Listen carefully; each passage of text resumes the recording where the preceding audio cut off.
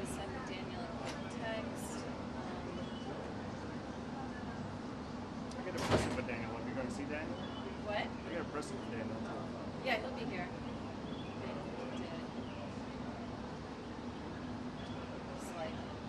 Okay, so basically, for the arrival, our goal is to stay away from, is to be blocked from the press. So I can like this, and you can be right there. Okay. That's I don't think I'm going to be away from the press though.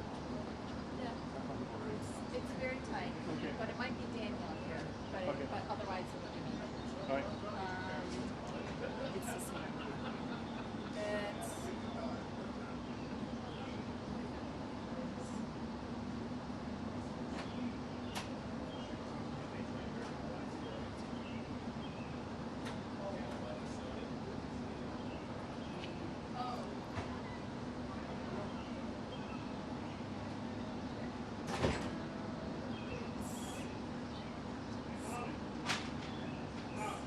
yeah.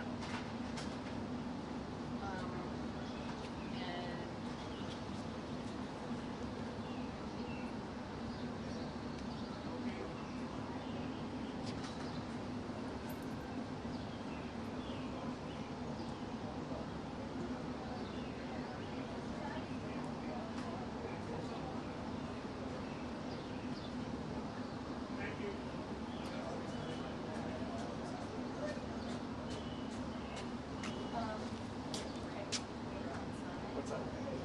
Wait inside for now.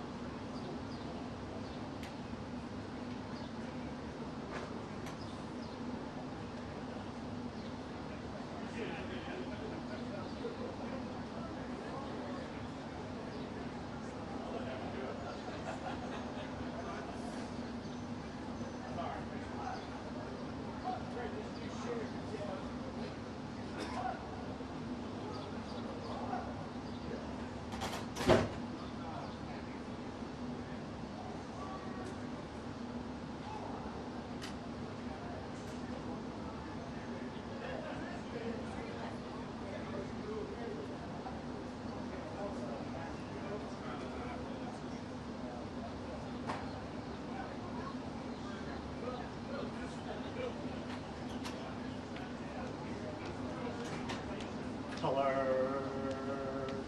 Oh. Oh. Oh. Oh. Oh. Hey.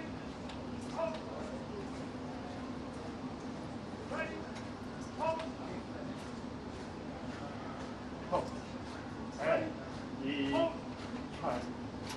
Oh. Right. Right. On your mark. Ready. Step.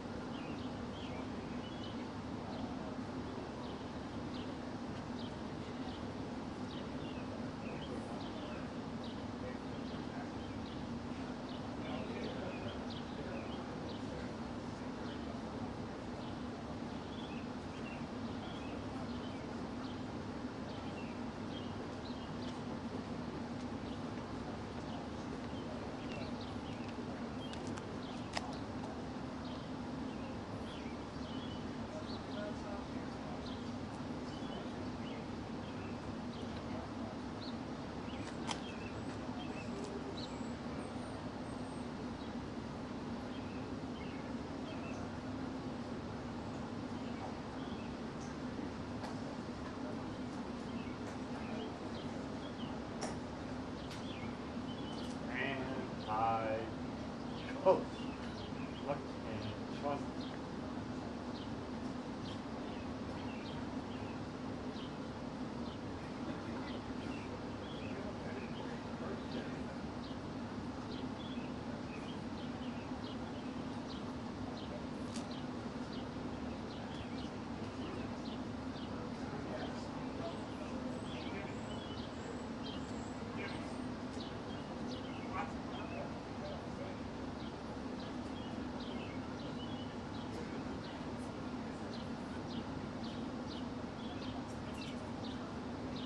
Oh, man, that is even.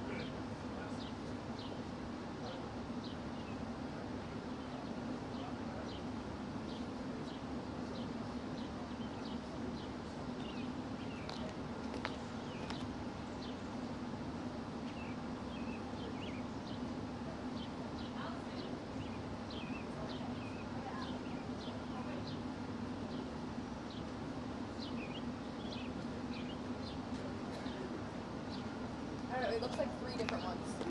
I'm gonna go ask if they trace back to there. Oh, we have to.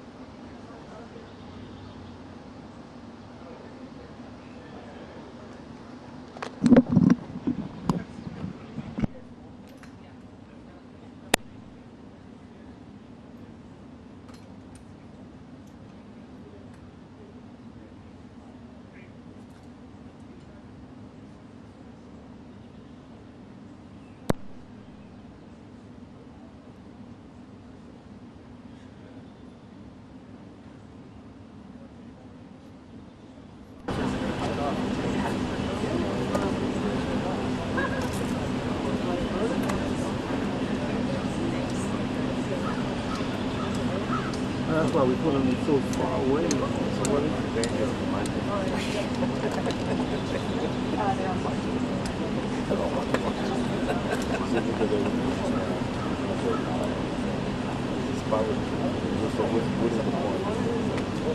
We're just gonna pull it back a little bit. Just pick them up and bring the hit. Okay, that's fine. Whatever you want to do.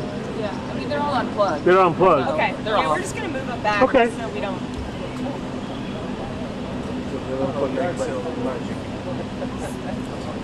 really.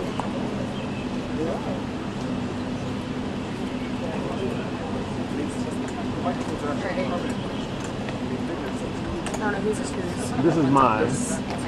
I'm not sure which one is White House. I think this one is, and this is CBS maybe. You know, just lay them right here. Because theirs wasn't even on.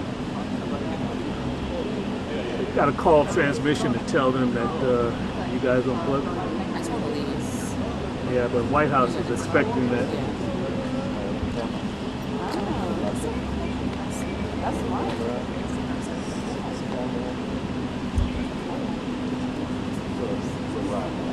Yeah. Oh, you're busy. Is the gate open?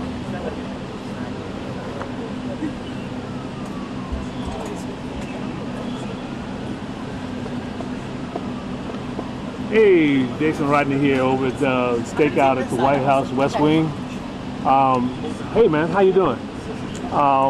We had your microphone over at a strategic location and the staff unplugged it, so you won't hear any audio. Yeah, it's gone. They unplugged it. Well, I don't know. I don't know. That's something you guys gotta talk to them about. Sorry, man. Okay, bye. So the question is it still the country? They go on the White House as well? Do what now? Is it still the country? They go in to the White House? Do they go in? You think all of them go in? Could be. All of them go in. No. If they don't go in, you know what I'm saying? Then you have to see. There's ways to do stuff. There's one. Within the rules, you can still do it. Yeah.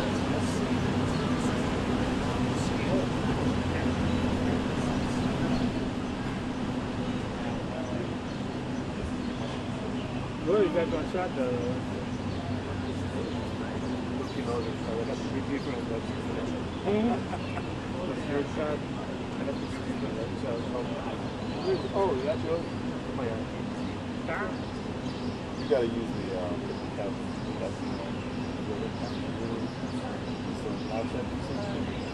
is that Pong? Are you playing Pong right now?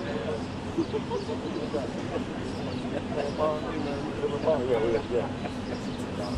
That's not true. My mom made sure I knew. You're right about that one. I played it.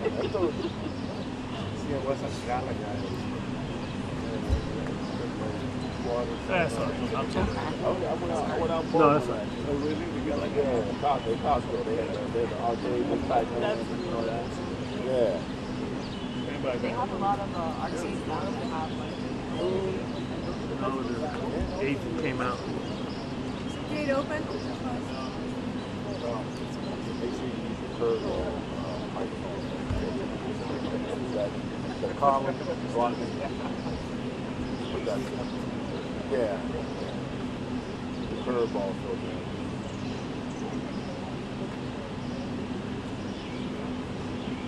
All right, my shot sender's up, so everybody watch your mouth.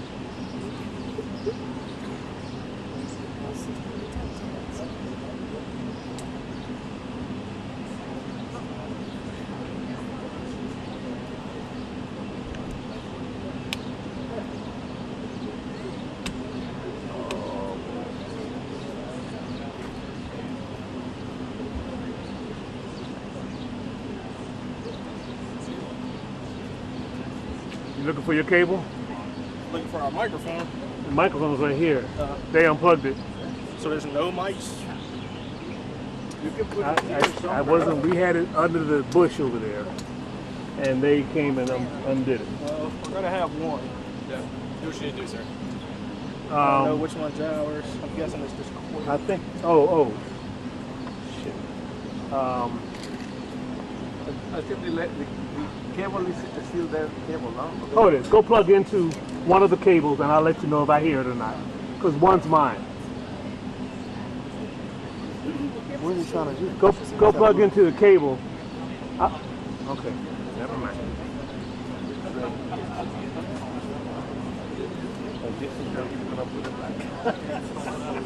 You gonna put it back?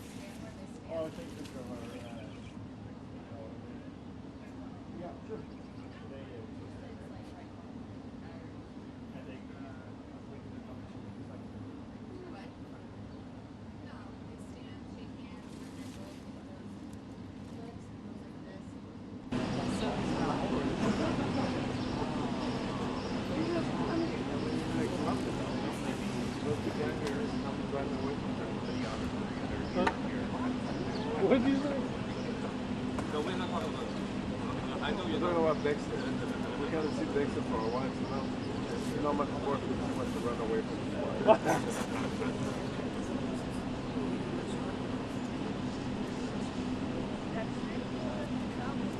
He likes to do this at arrivals. I don't know what it is. Yeah, he likes to supervise.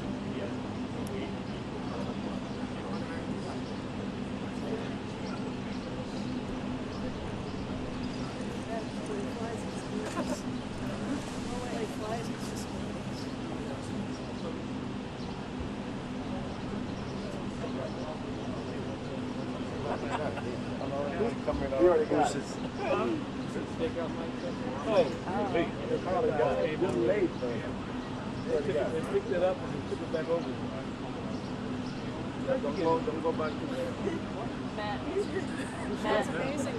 That's amazing. You can go back They put it on the stand right here, on the other side of the boat. I called over and asked him at White House, the Capitol, the press office, unplugged it. So we had it over there under the rubber. And they didn't want to overcome it. Okay. So, Well, apparently there were a couple of ants that were giving an argument. They couldn't have that.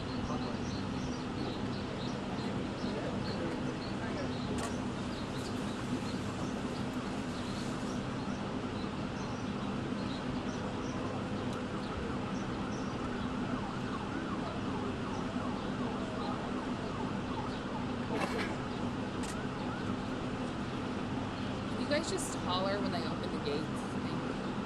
what do you want to holler? Just when they open the gate. No, I mean, holler what? The gates are open. Oh, see that? See, I'm messing with you. You can say anything. I got don't know. bored. Full of jokes today. Bananas today. You don't know what They look down there, so we've been putting those microphones there for I don't know how long. Several. That's it, right? Oh, With the cases.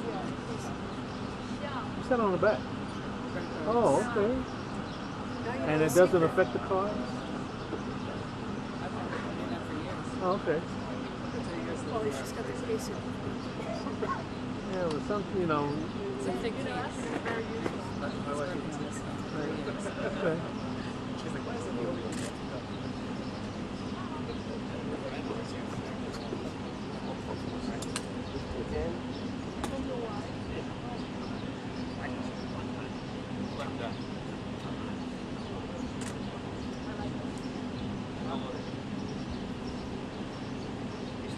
Very patient.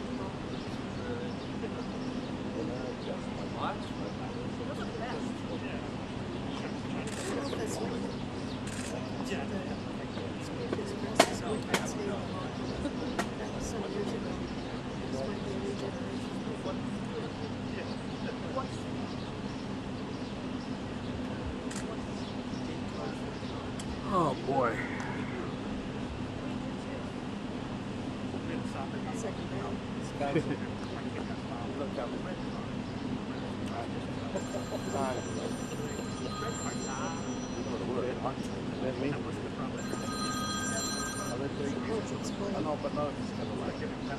Hello.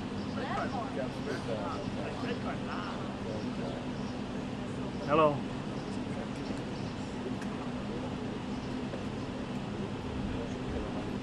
Okay. All right. You think so? Everybody said I don't think so.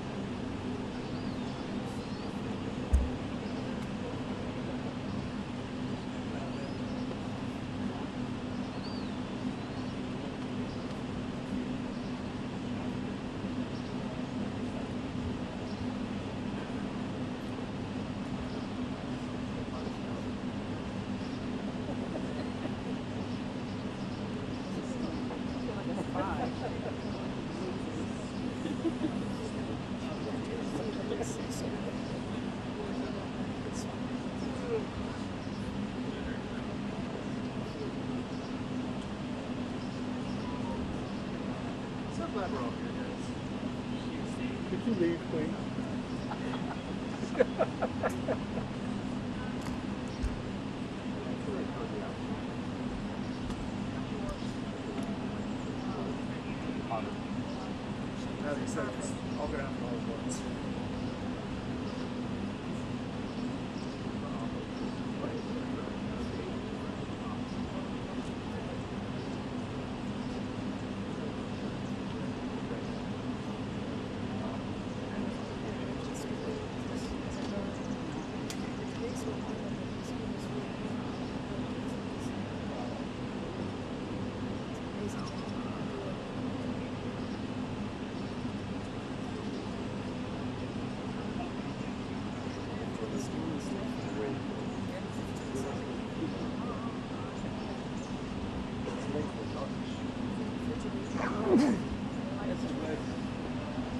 Thank you.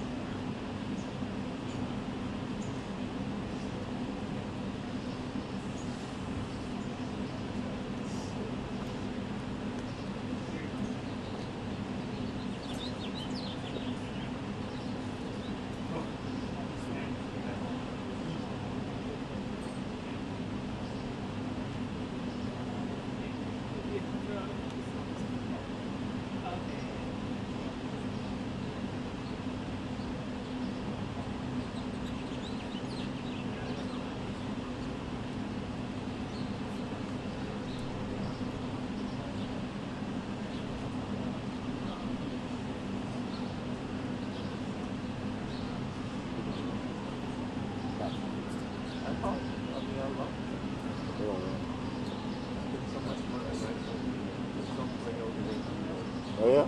Now,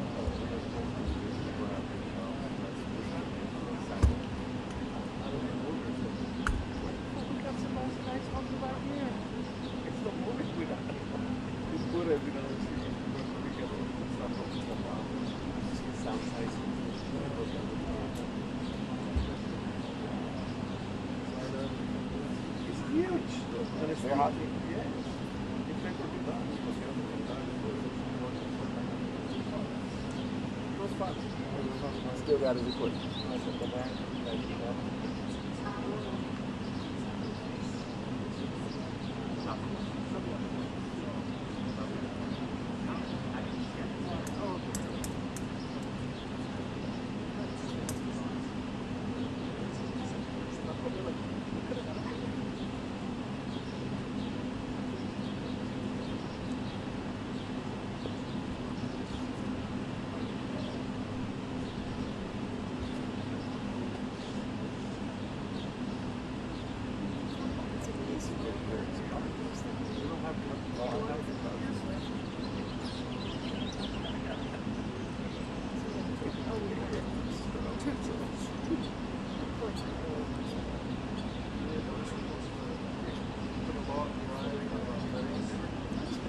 Those holidays.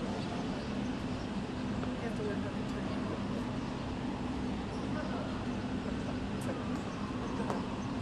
Black to the mile.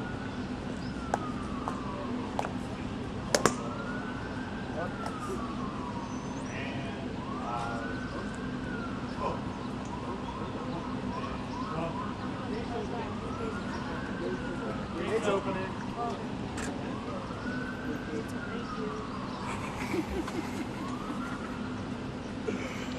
Oh boy.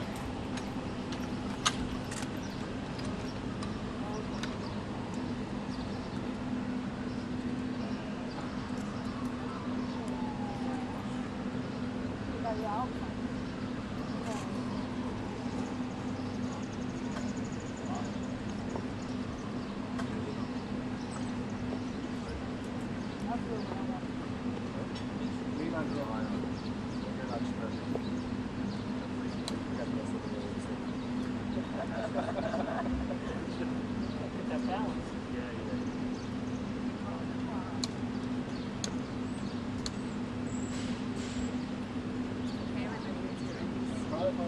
What it keeps rolling. Travel pool here at the White House. We are standing in the driveway. The arrival of Prime Minister Carney of Canada. We just got a 2-minute warning to his arrival. The gates are now open. 2-minute warning to Carney's arrival. We are live on pool 5. That's right. This is not bad. Just working here. Suburban when it leaves. This will reach. 2 minutes.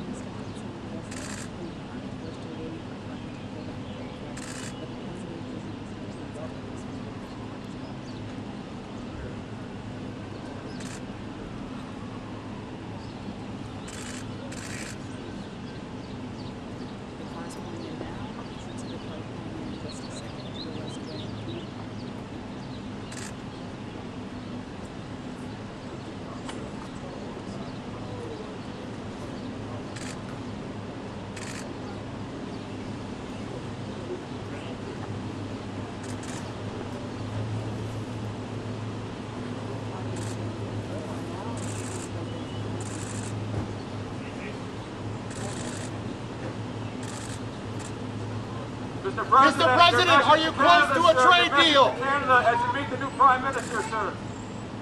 Do you think the Fed will cut interest rates tomorrow?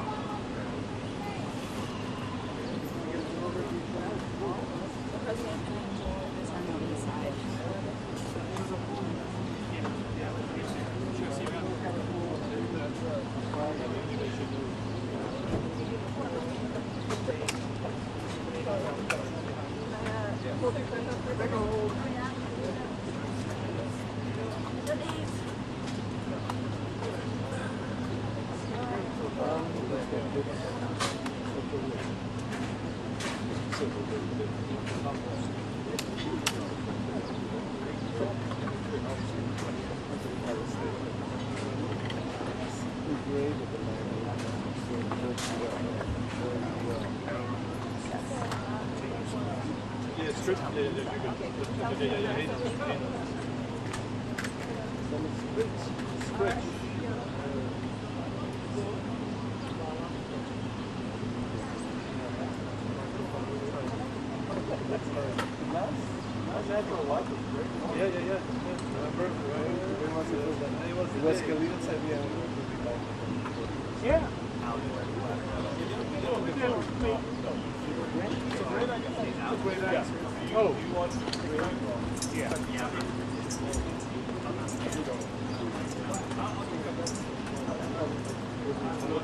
Instead of running two cables, but I don't know. So they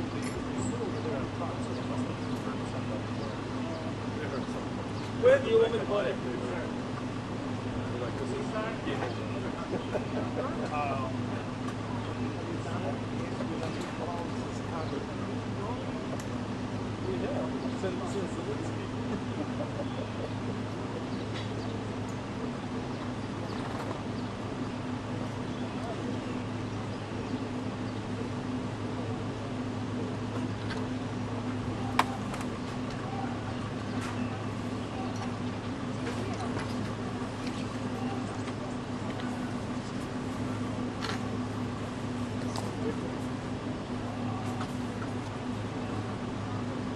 Flags!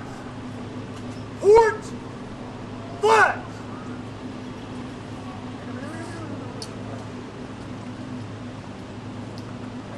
Yes, sir.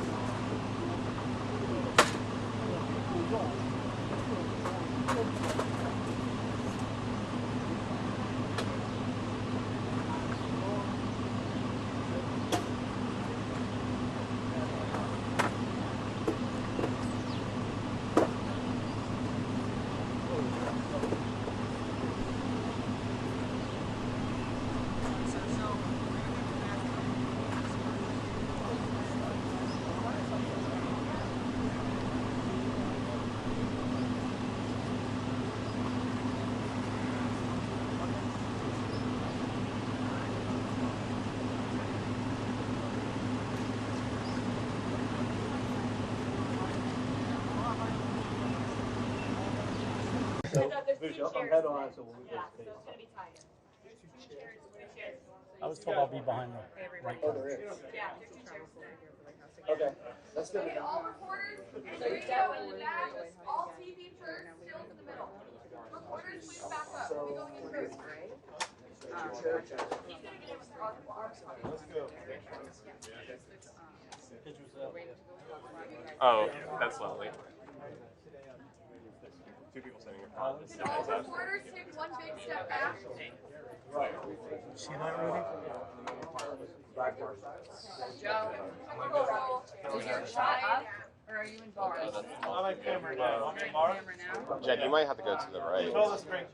Yeah. Control the screen up. They're saying they're not seeing it on tour. Could be a 20 What? second. Yeah, I did. You guys actually take another big step back. Okay. Start with the back. Everyone take a step back. You should see our shots on full screen and tour. Let me know if you guys are not. All TV going in first. Olivia, Great. can you tell them all TV going in first? Yes. Okay. All right, we're good. Okay. We need a video guy. You're good. We're good. We're good. If Phil can take another step back.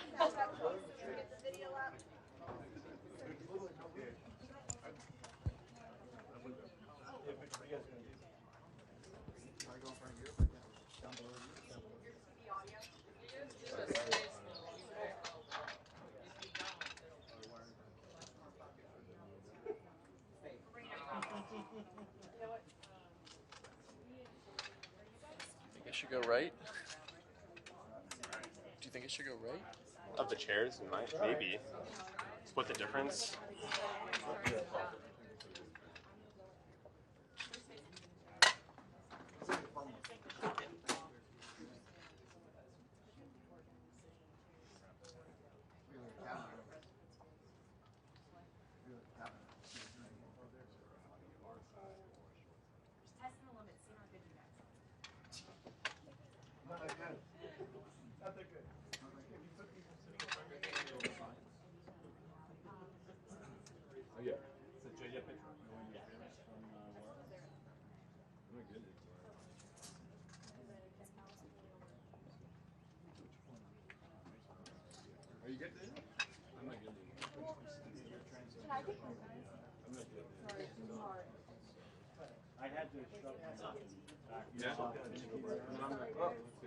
Try. Chairs are gonna be a real pain. Are you? Because you're gonna try to go right in the middle. Yeah.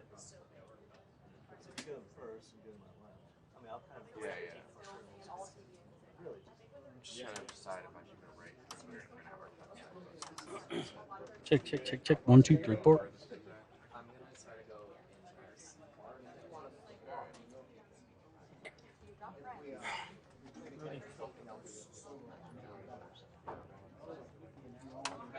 Rudy.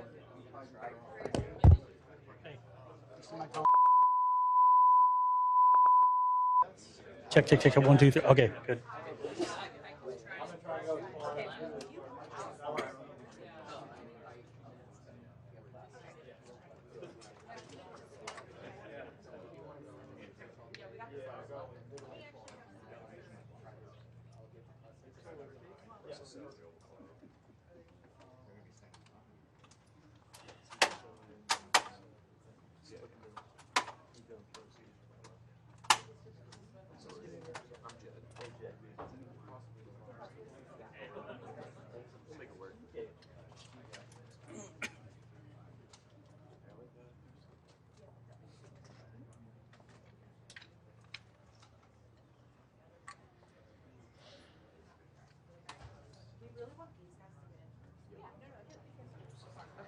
Don't stop in the middle. No. Don't stop. I'm not kidding. Yeah, I'm just trying to help here. Well, don't worry. I'll just screen that. Don't worry. Watch. The other side to help make sure they all people in there are supposed to. I have to ask him. So he's doing cuts. I apologize. But who's your head on? Right behind him. You're head on? I'm head on, yeah, so you'll be behind me. This is the new So we're going in H20 first. Nexus. Lock up. Is this Southwest? Yeah, but right now, it's only humanly possible for me to go in after my colleague and then you go in next. It's nice, man. But I gotta keep it off though because it drains the battery. Yeah. Yeah, I got 8 channels. Wow. It's all internal. Damn. Ooh, it's all screen though. Yeah, I miss buttons and knobs. I hear you. You got RTSA all over.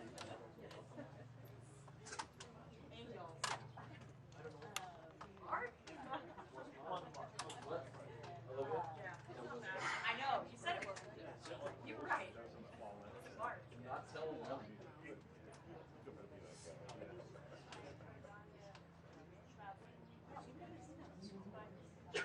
Maybe they're just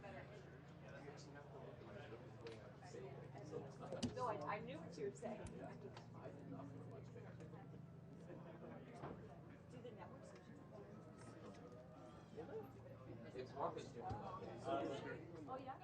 Yeah.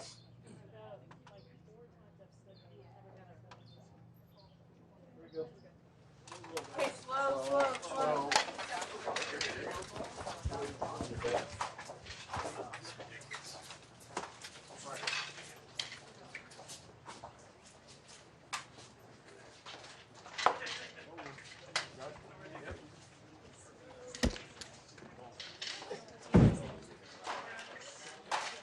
Oh boy.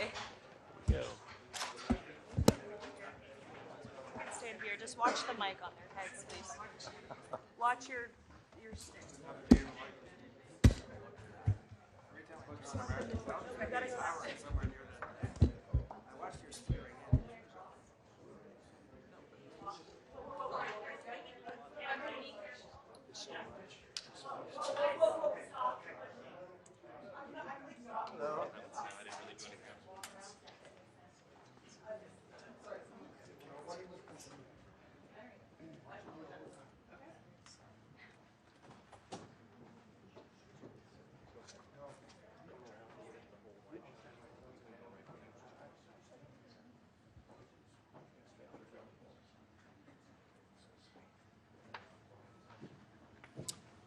Thank you very much, everybody. It's a great honor to have Prime Minister Mark Carney with us. As you know, just a few days ago, he won a very big election in Canada.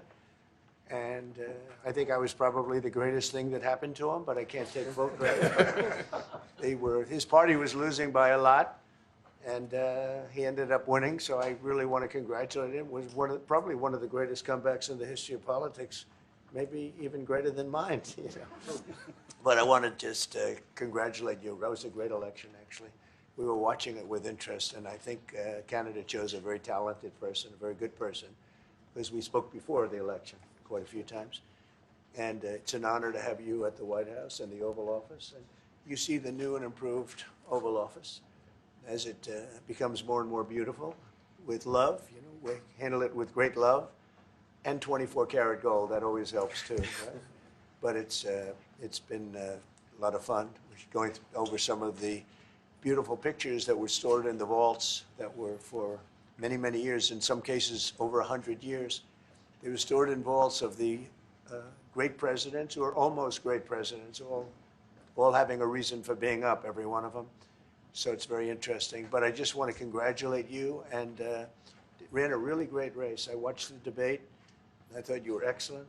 And I think we have a lot of things in common. We have some tough points to go over, and that'll be fine. We're going to also be discussing Ukraine, Russia, the war, because Mark wants it ended as quickly as I do. I think it has to end. We had some very good news last night. The Houthis have announced that they are not, or they've announced to us at least, that they don't want to fight anymore. They just don't want to fight. And we will honor that, and we will stop the bombings, and they have capitulated, but more importantly, we will take their word. They say they will not be blowing up ships anymore, and that's what the purpose of what we were doing. So that's just news. We just found out about that. So I think that's very, very positive. They were knocking out a lot of ships going, as you know, sailing beautifully down the various seas.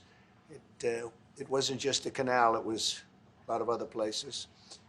And I will accept their word, and we are going to stop the bombing of the Houthis, effective immediately. And Marco, you'll let everybody know that, okay? Do you have something to say about that, by the way? It's a pretty big announcement. Yeah, this was always a freedom of navigation mission. These guys, these are a band of individuals with advanced weaponry that were threatening global shipping, and the job was to get that to stop. And if it's going to stop, then we can stop. And I think it's an important development. And we'll have maybe before, we're going to, as you know, the Middle East, Saudi Arabia. We're going to UAE and Qatar. And that'll be, I guess, Monday night. Some of you are coming with us. I think before then, we're going to have a very, very big announcement to make, like as big as it gets. And I won't tell you on what, but it's going to, and it's very positive. I tell you if it was negative or positive, I can't keep that out. It is really, really positive. And that announcement will be made either Thursday or Friday or Monday before we leave.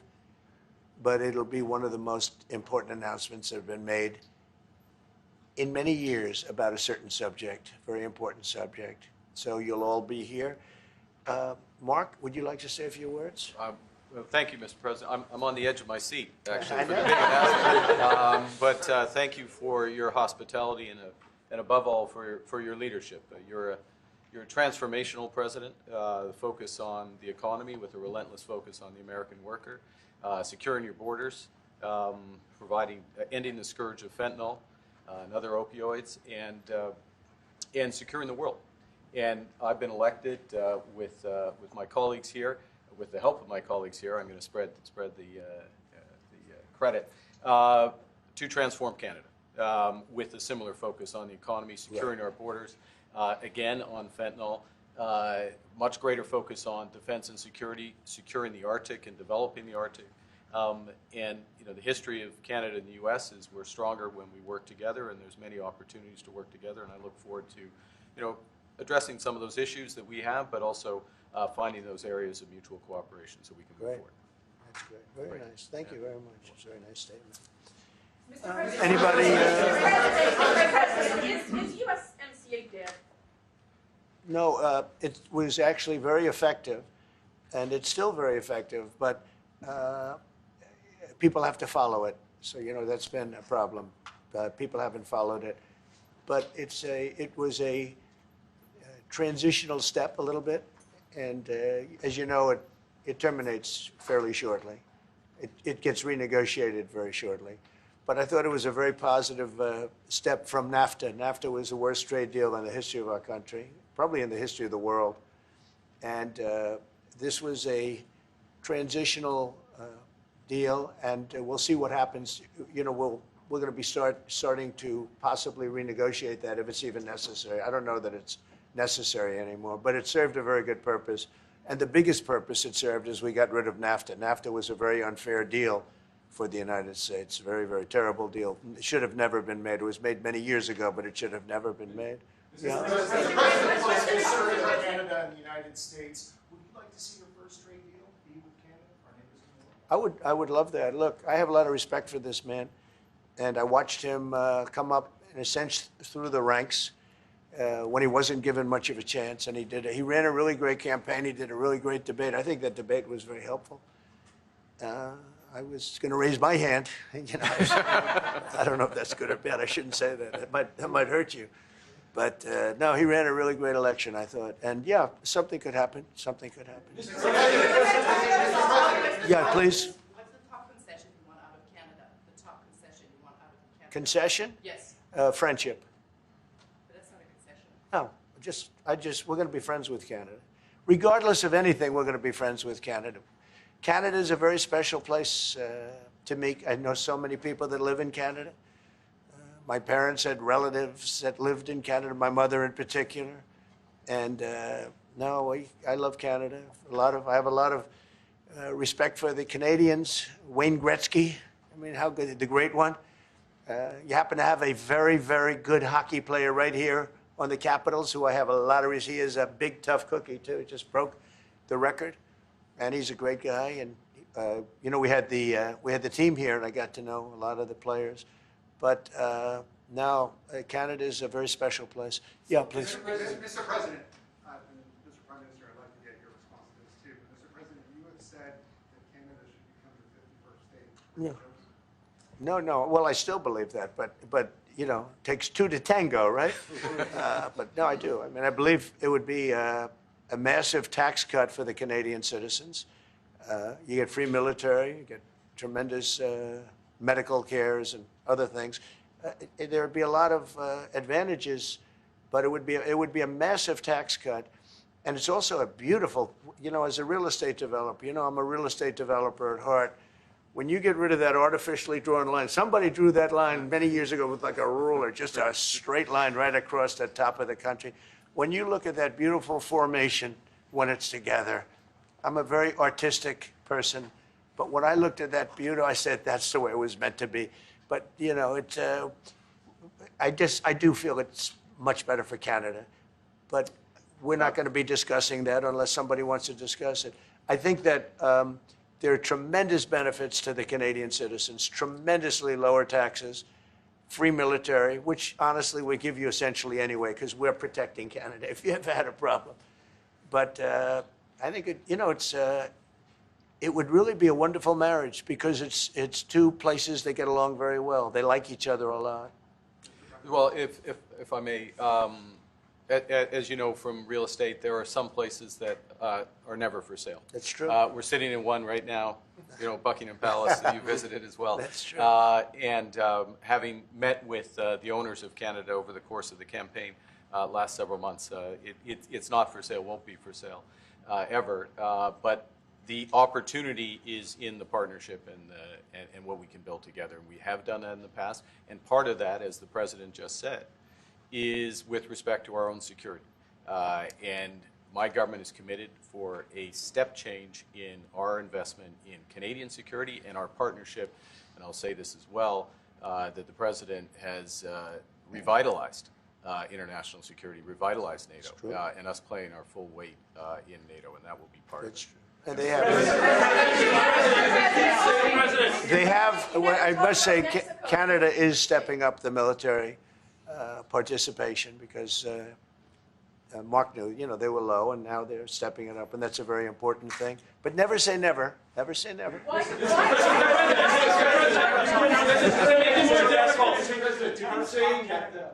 would it take to get the tariffs top of Canada? Well, we'll be talking about different things. Like, we want to protect our automobile business, and so does Mark. But we want to make the automobiles, and we want to, we have a tremendous abundance of energy, more than any country. We have, just in Alaska alone, Anwar has been reopened now. Anwar is probably the largest find anywhere in the world. They say it's larger than Saudi Arabia. I don't know, but it's a lot. But we have tremendous amounts of energy. Other countries don't. We're both lucky in that way. They have energy. We have energy. We have more than we can ever use and more than we could ever sell, actually, and you have the same thing. So we're two countries that are very lucky. If you look at China, they don't have that. It's a big disadvantage. Other countries, most countries don't have. Most countries don't have that. So Canada and us, we have a lot of advantages over other places. Mr. President, when you consider what Mr. Carney just said, that Canada is not for sale, does this make the discussion a little more difficult to start on? No, not at all. No, not at all. No, time will tell. It's only time. But I say never. I've had many, many things that were not doable, and they ended up being doable, and only doable in a very friendly way. But if it's to everybody's benefit, Canada loves us, and we love Canada. That's, I think, the number one thing that's important. But we'll see. I mean, over time, we'll see what happens. China. I was hoping you can clarify something. Earlier this morning in Capitol Hill, Secretary Bessent said that there have been no negotiations yet with China. You have said something different.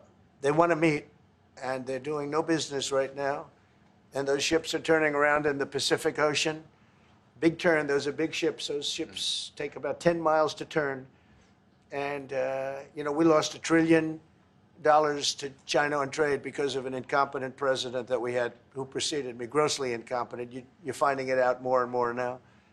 And by not trading, we're losing nothing. So we're saving $1 trillion. It's a lot.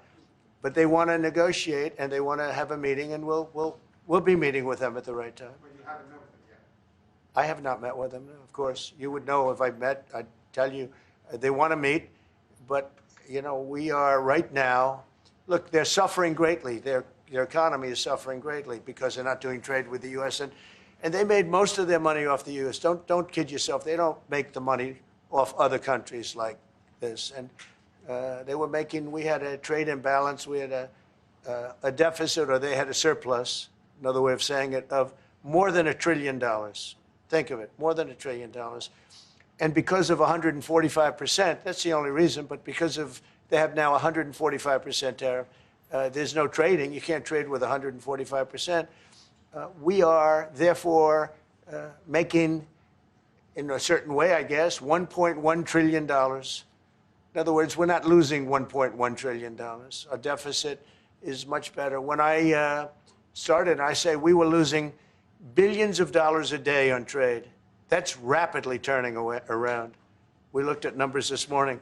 So we were losing, the United States during Biden was losing more than, I won't even give you numbers because they're so embarrassing, but billions of dollars a day on trade.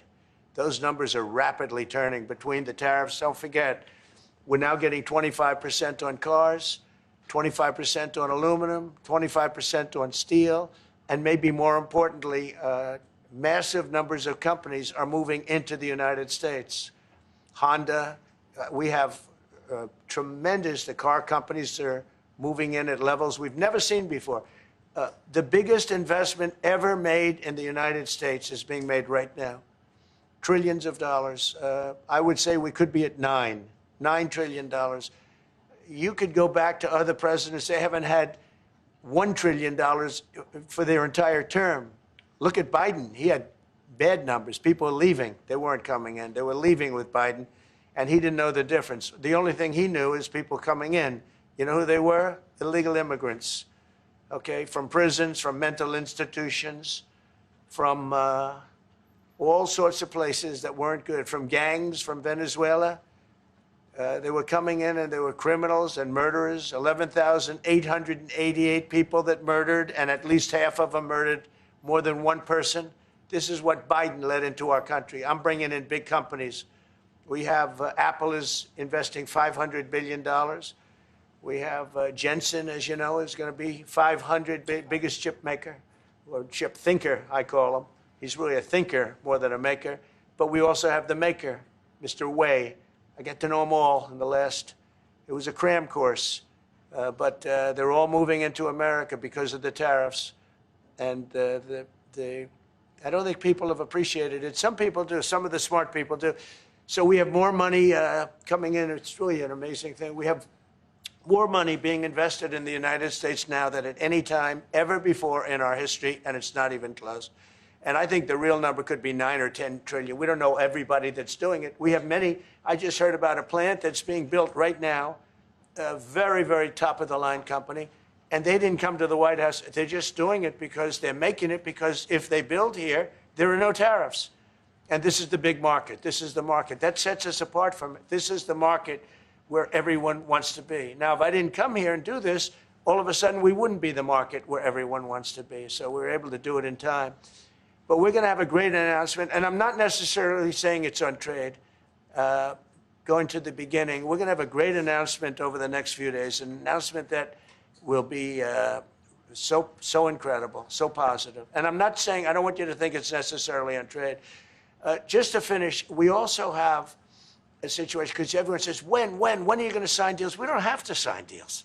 We could sign 25 deals right now, Howard, if we wanted. We don't have to sign deals. They have to sign deals with us. They want a piece of our market. We don't want a piece of their market. We don't care about their market. They want a piece of our market. So we can just sit down, and I'll do this at some point over the next 2 weeks, and I'll sit with Howard and Scott and with our great vice president, who has done a really good job. We have some good news to report on a lot of fronts. But JD will be there, and Marco, and we're going to sit down, and we're going to put very fair numbers down, and we're going to say, here's what this country, what we want, and congratulations, we have a deal. And they'll either say, great, and they'll start shopping, or they'll say, not good, we're not going to do it. I said, that's okay, you don't have to shop. Now, we may think, well, they have a right, you know, that maybe we were a little bit wrong, so we'll adjust it. And then you people will say, oh, it's so chaotic. No, we're flexible. But we'll sit down, and we'll, at some point, in some cases, we'll sign some deals. It's much less important than what I'm talking about. For the most part, we're just going to put down a number and say, this is what you're going to pay to shop. And it's going to be a very fair number. It'll be a low number. We're not looking to hurt countries. We want to help countries. We want to be friendly with countries. But you keep writing about deals. When are we going to sign? When? It's very simple. We're going to say, in some cases, we want you to open up your country. In some cases, we want you to drop your tariffs. I mean, India, as an example, has one of the highest tariffs in the world. We're not going to put up with that. And they've agreed already to drop it. They'll drop it to nothing. They've already agreed. They would have never done that for anybody else but me.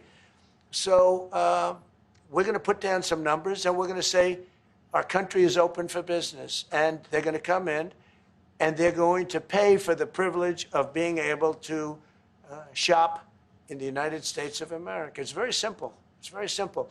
So I wish they'd keep, stop asking, how many deals are you signing this week? Because one day we'll come and we'll give you 100 deals. And they don't have to sign.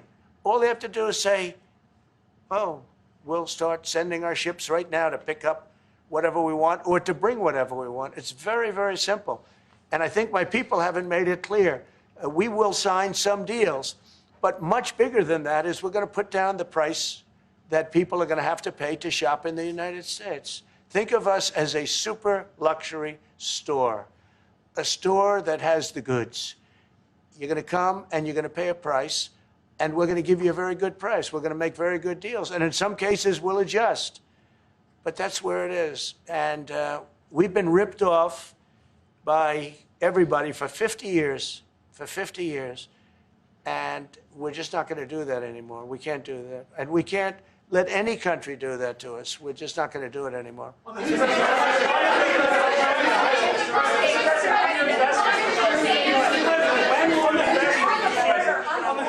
you tell us a bit more about the deal that you've reached with the Houthis? No, it's not a deal. They've said, please don't bomb us anymore, and we're not going to attack your ships. And where did you hear about that? It doesn't matter where I hear it. The very good source, I could tell you. Very, very good source. Would you say, Marco? I would say pretty good, right, JD? A very good source. No, they don't want to be. They don't want to be. They don't want to be bombed anymore. You know, I sort of thought that would happen. No, behind you, please. Clarifying something you said on USMCA. Is the U.S. prepared to walk away from that pact? From what pact? USMCA. No. It's fine. It's there. It's good. We use it for certain things. It's there. We have the USMCA is a good deal for everybody. I won't say this about Mark, but I didn't like his predecessor. I didn't like a person that worked for. She was terrible, actually. She was a terrible person.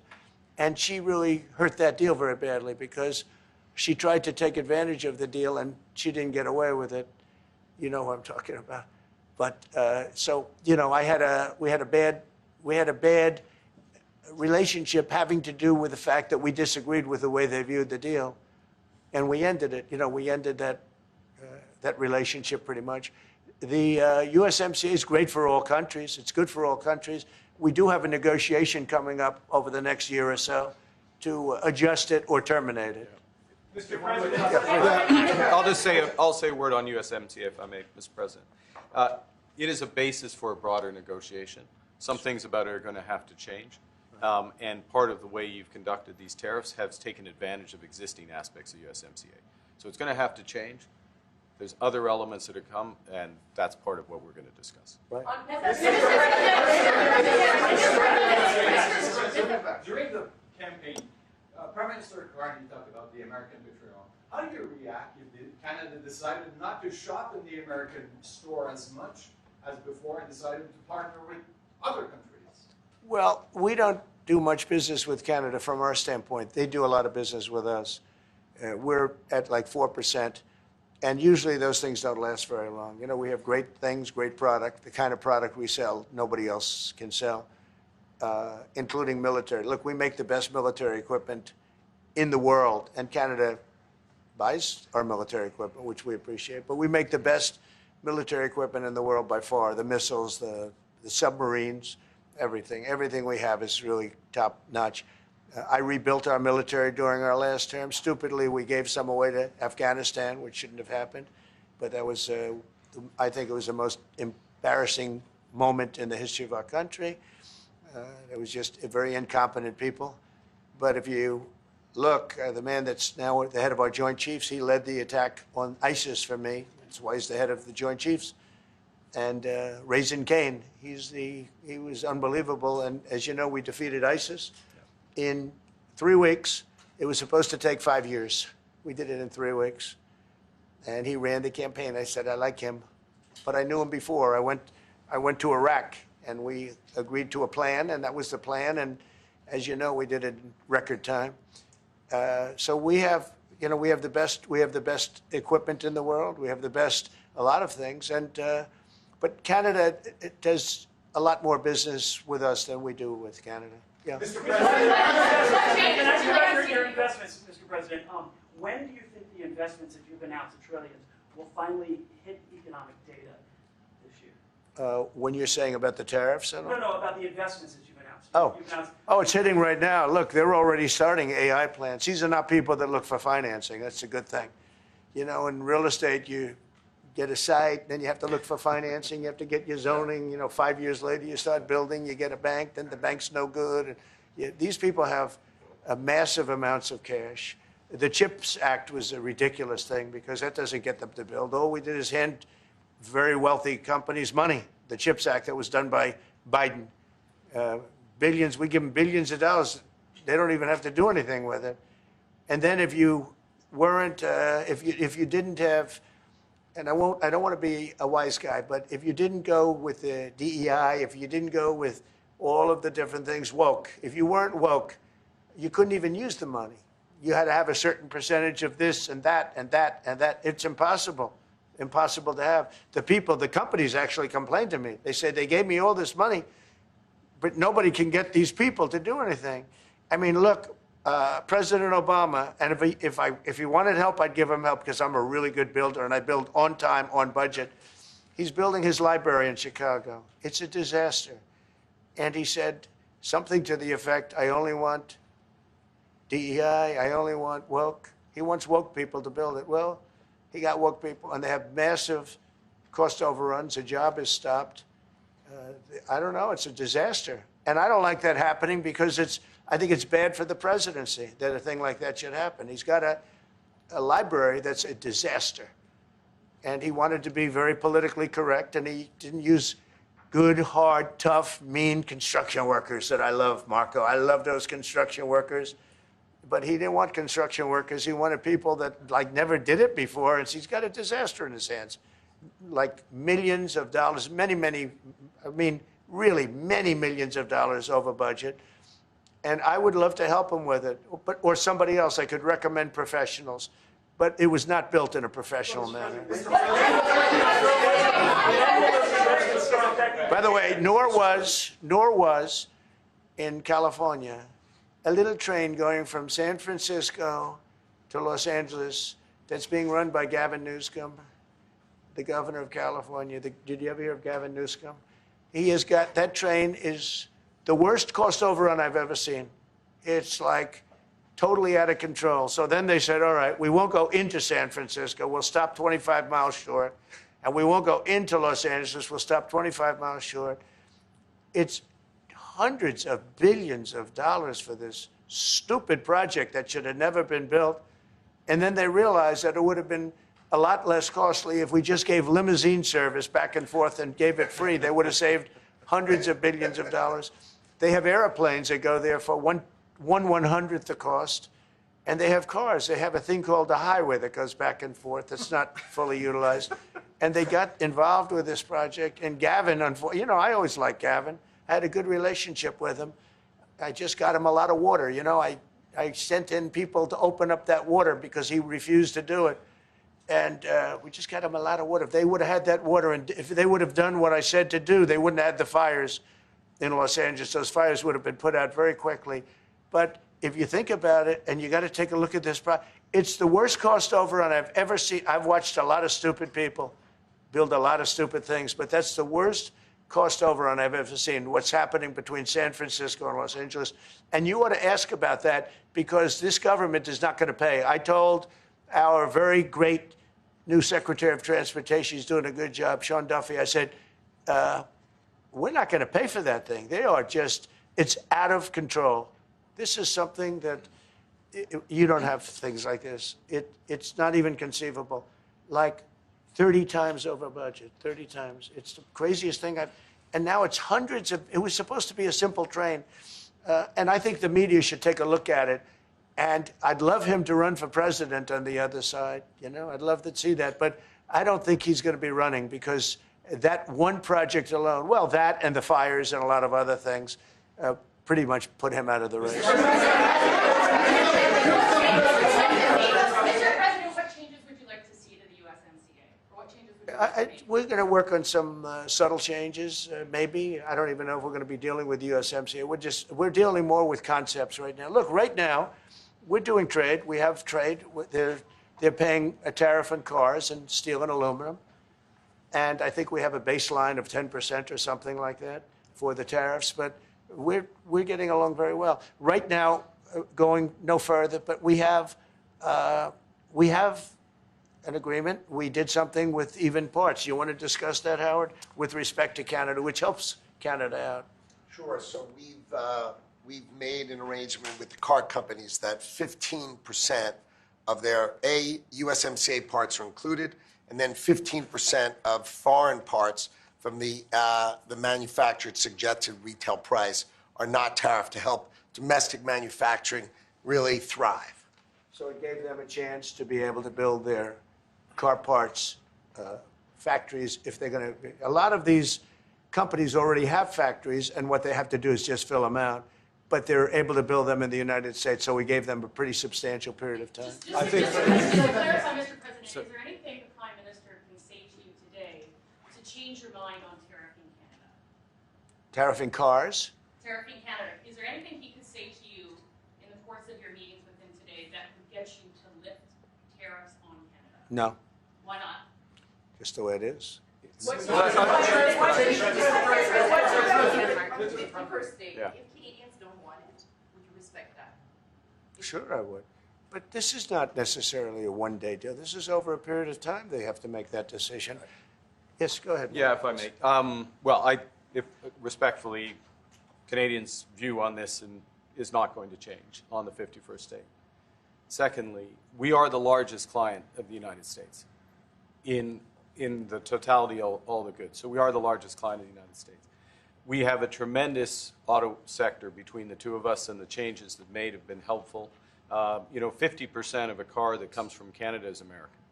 That's not like anywhere else in the world. And to your question about is there one thing? No, this is a bigger discussion. There are much bigger forces involved, and this will take some time and some discussions, and that's why we're here, to have those discussions, and that is represented by who's sitting around the table. See, the conflict is, and this is very friendly. We're not. This is not going to be like we had another little blow up with somebody else. That was a much different.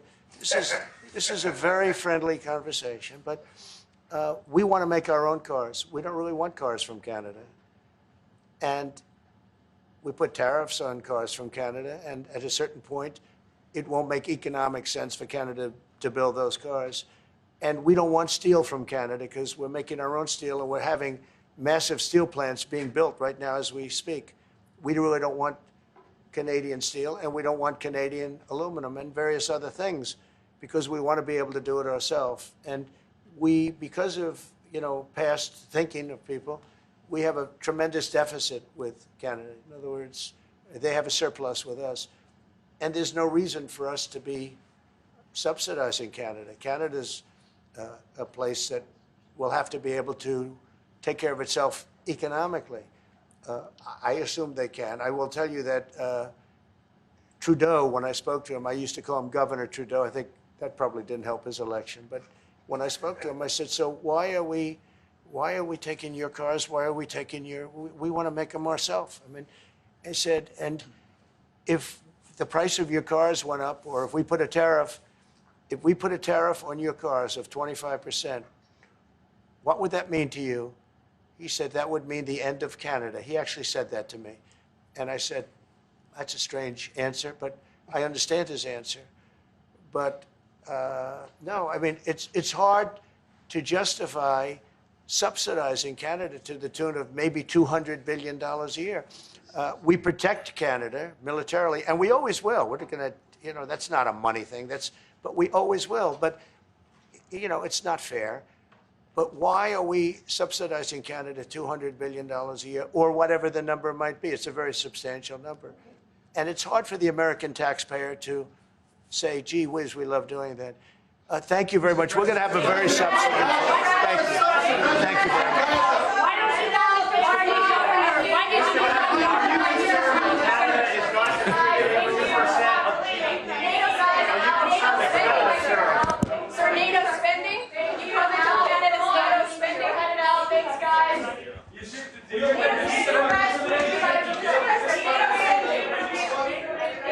Why don't you call him the governor? Why do you call him prime minister? Thanks, guys. We're out. Are you going to the World Cup? Thank you. Are you going to go to the World Cup games? Thanks, guys. Keep going. I'm just waiting for my pen. Thank you. Sorry. Go ahead, Rudy. Thank you. Thank you.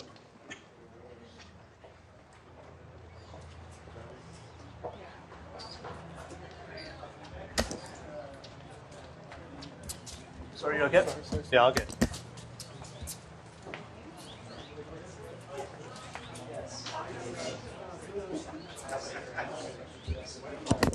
All right.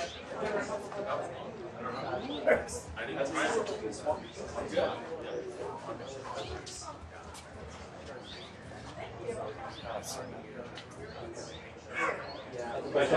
I've been recommended last week.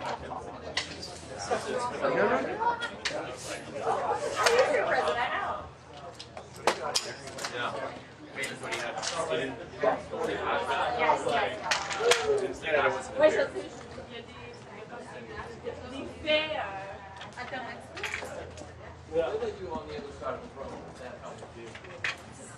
We were fighting for our lives on our side.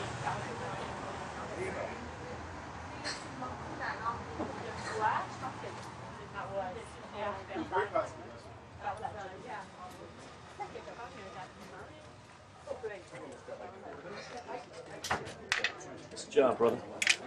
Oh. Bye. Hi.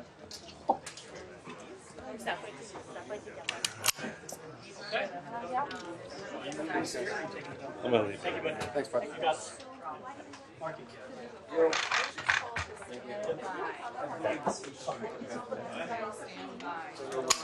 Any no issues with the live view? You good, sir? Oh, Joe? Yeah.